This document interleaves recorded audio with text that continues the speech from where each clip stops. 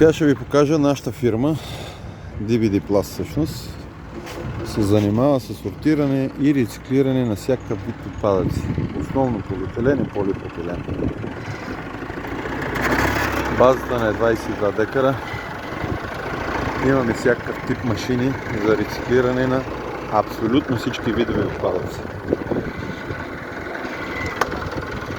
Сега подреждат материала на видове.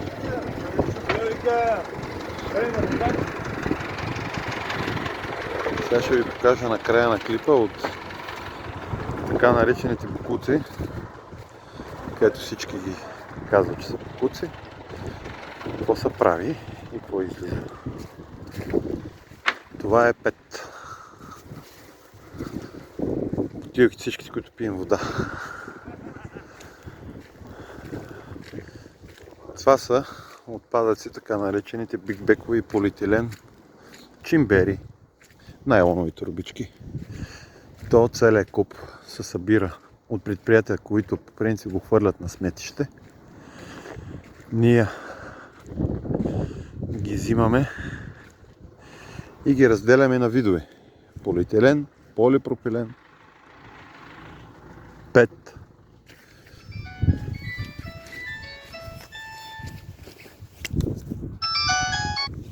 Ало?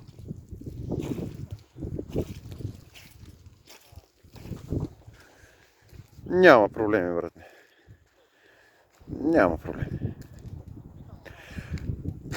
Абе да си дивето, нали? Това няма колко говорим. Жив и здрав да си ми. Айде.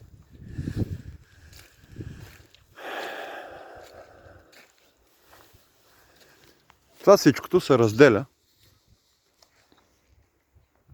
Тук са 1300 тона. Само този куп. Ето тук има и ПВЦ тръби. Се разделя по видове и са мели, переса и влиза пак в употреба. Иначе това нещо заминава на сметището, зарива се. Нашата фирма е единствена по рода си, която извършва 100% рециклиране. Като ви говоря 100% рециклиране, това означава, че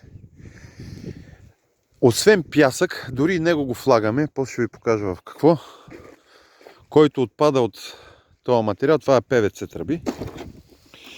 ПВЦ тръби, тези тръби по принцип се смилят, а има ПВЦ тръби тарикатите, отпреди вече сега ги правят отпреди това го нямаше, вътре това пълнеж, сега има пълнеж, ето да се види хубаво. Сега има пълнеж, който не подлежи на рециклиране, но ние имаме технология, която го рециклираме. Това са автомобилни не части, ами пластмаси от автомобилите, така да се каже.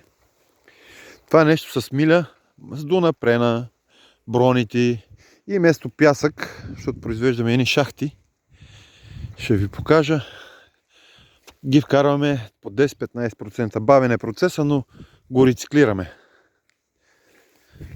Това нещо е полиетиленова млянка, които другите фирми от центрофугите им излиза и ние ги взимаме и пак ги влагаме за производството на шахти, плочки и така нататък. Това са гуми от мините, имаме договори с мините, които изкарваме железата, шредират се с железата. Гумите ги ползваме за пълнешната гумените плочки. Сложен е процеса, но важното е, че се рециклира абсолютно всичко. Това е от машините на гранулаторите. Леяци се наричат или кокали. Това са полипропиленови, които пак се смилят, изпира се. Хубавото се рециклира, нали, на гранулат става. Това, което е лошото, заминават за шахти, така да се каже. Сега ще произвеждаме и палета от основния бокук, който отпада. Освен палета ще правим и колове пластмасови за огради, така да се каже. Това са такива машини стари, като на времето сме започнали и не ги изхвърляме. Това са ни първите машини тук на фирмата. Това също от мините. Това са сита. Това тук е 5.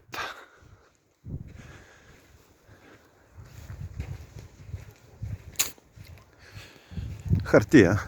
Обаче сигурно ще пробваме да направили сме една машина, която да мелим хартията, да правим за гипс картон да се ползва.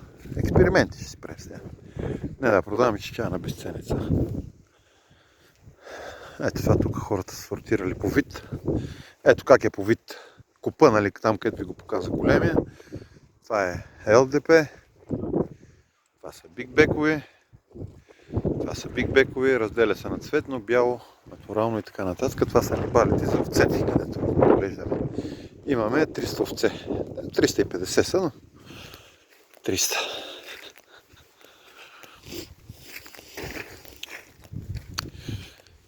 Като се разсортира, сега ще ви покажа. И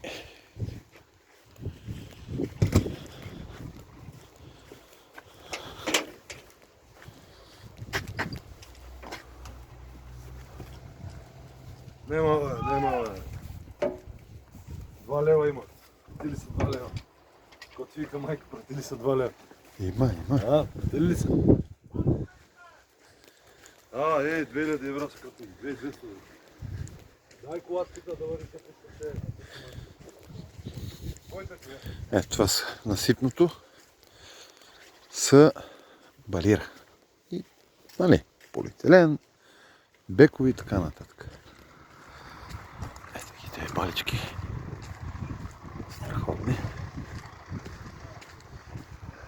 Това, както ви казах, са ни първите машини преди 17 години. И ги пазим.